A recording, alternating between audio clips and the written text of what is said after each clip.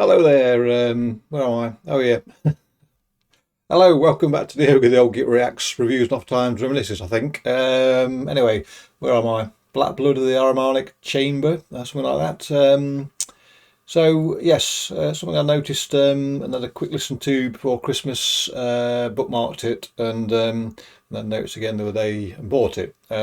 Still quite fresh for me, and we're not in the sparkling, pristine recording technique territory here, so hopefully that's not enough to put you off. In fact, if you listen to a lot of the stuff on this channel, I know many of you, but if you do, then you won't be expecting anything too bright, too challenging to your hi-fi system. So let's go anyway and enjoy a bit of this, shall we?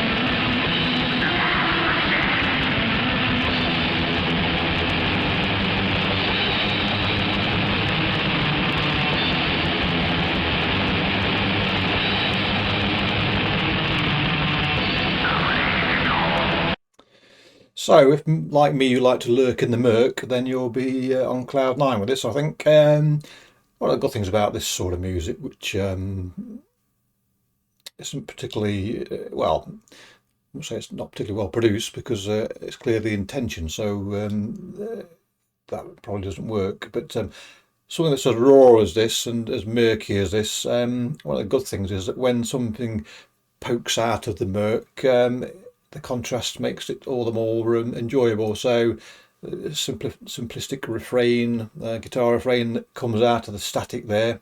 Um, it's quite enjoyable. It's like when you're walking along a road in the fog, maybe, and then some headlights come towards you. It's that sort of contrast. Um, Something out of the grey, maybe. But yeah, that's the sort of thing I like about this sort of music, amongst other things.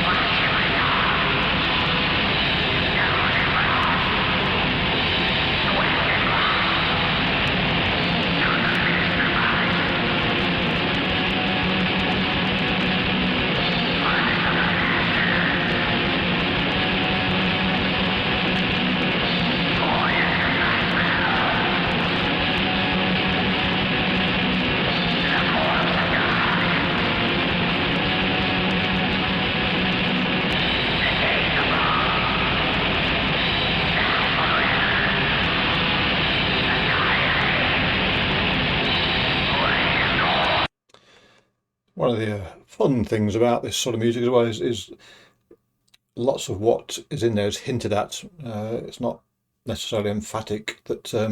So, for example, to my ears, this is quite a swift little number, but to somebody who doesn't listen to this sort of music often or at all, it's just a noise, and they don't get anything from it. Well, I say they don't get anything from it. They perhaps don't know it's quite dynamic and it's quite sprightly in its pace because all they'll hear is a wall of noise.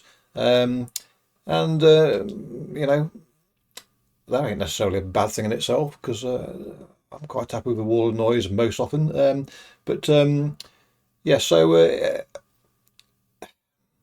it's often people ask me, what I listen to. I tell them, and it means nothing to them. And if I was to try and describe this sort of music to somebody who doesn't listen to it, I think would me as the explainer and the other person who I was trying to explain it to would probably get lost, because it's hard sometimes to quite convey how what this sort of music is. Because if you said it was, metal music, a non-listener, if you want to put it in those terms, or even somebody who listens to metal music but doesn't particularly explore the genres, would probably not acquaint us with being metal. And very often I would agree with them at times, because very often this sort of murky black metal or death metal, whatever, I wouldn't say is metal at all in the conventional sense of it. That's for sure. It's heavy metal, or metal if you want to put it in that term, has splintered so many times now that it's just like a tree's root system as to where these genres lie. A lot really matters, of course, is whether it moves you or not. And yes, this very much does move me.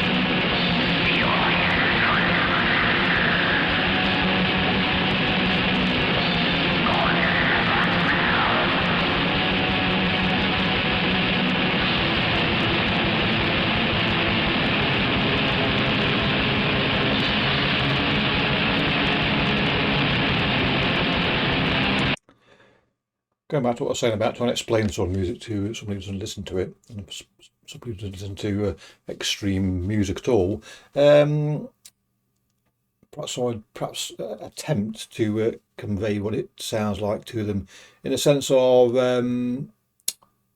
those sort of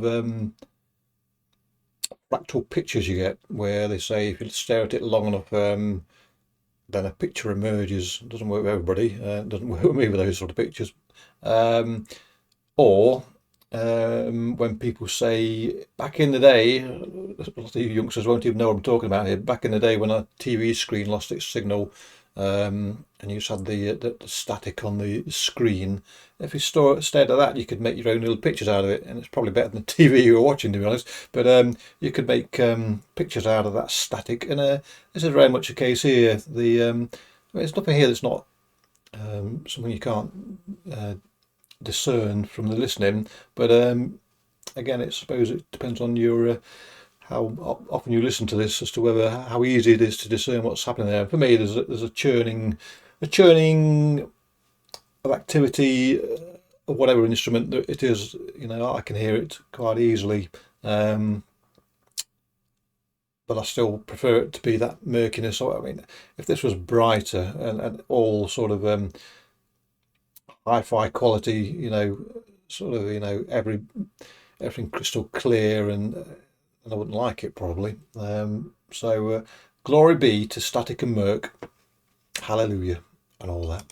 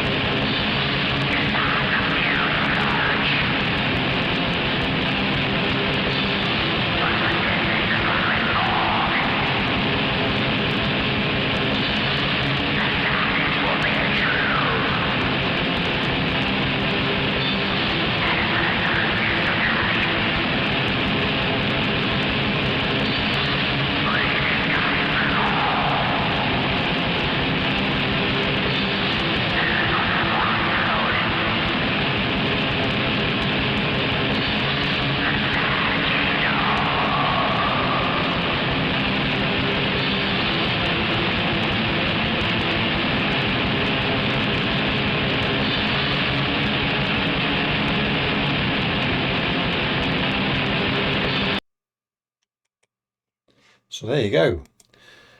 One thing to mention before I forget, meant to mention it whilst one of the interludes, or when I was talking about other things, that that is the black metal croak done right as well for me. The lyrics there were